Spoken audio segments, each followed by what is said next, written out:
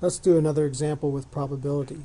Bev takes 200 measurements of power, and we assume that the precision errors are purely random. And this tells us that we can use the Gaussian or normal PDF. That's the key word there, purely random.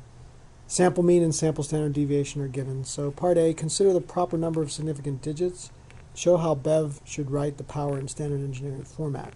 Well, 95% confidence level is approximately 2s or 2 sigma, and therefore this would be 2 times 0.60 or 1.20 watts. So we would write this as 1.20 watts. So the power would be 35.92 plus or minus 1.20 watts. That's how I'd write it if I was writing this result in a journal paper, for example. Part B, calculate the percentage of readings that are expected to be less than 35.92. This is a trick question, actually an old exam question. But we would expect, since the mean is 35.92, that approximately half, 50% of the values are less than the mean, 35.92.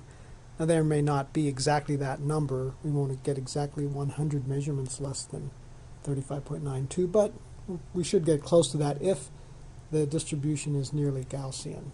Part C, let's calculate the percentage of the readings that are greater than 37.12 watts.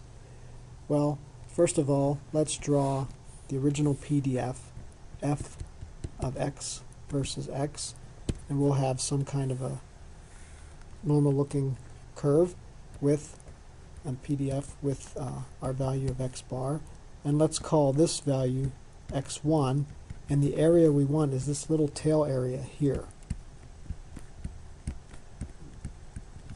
To get that area, we transform to the Gaussian PDF, which is a good approximation since the errors are all random, and the Gaussian PDF will look something like this, with the mean around 0.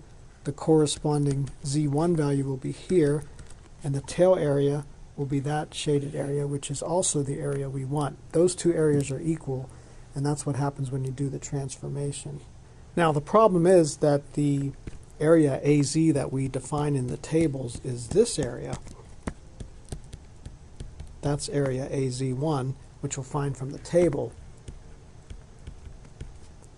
And let's just do that while we're here. At Z1 equal x minus approximately x minus x bar over s, which is equal to 37.12 minus the mean, sample mean 35.92 over the sample standard deviation 0.60. This gives us 2.00, and we look up a of z1 at z equal 2.00, and from the table at z equal 2.00 we get 0.47725. So a of z1 is 0.47725. But the area we want is actually 0.5 minus this, so the probability that z is greater than z1 is equal to 0.5 minus this a of z, which is 0.47725, which will equal then 0.02275. So the area we want, the answer, is approximately 2.28%. And that we'll call the exact answer. We can also give an approximate answer. At z equal 2, we know that that's approximately 2 sigma, or 95% confidence, which means that each tail is 2.5% in area. 2.5% area in each of these tails adds up to 5%, so it's 95% in this middle region. So our approximate answer is 2.5%. This would be correct, say, on an exam if you didn't have the table or you didn't have a calculator to work it out. You should still be able to predict this answer or this approximate value.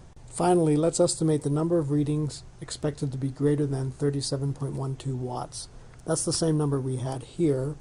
And notice that we took 200 measurements originally. So part D is fairly straightforward.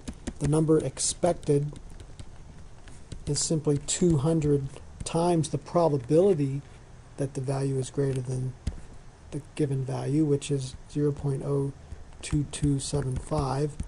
That turns out to be 4.550, or rounding to the nearest integer, 5. Or approximate, using our approximate method, we have 200 times 2.5%, 0.025, and that gives us 5 exactly.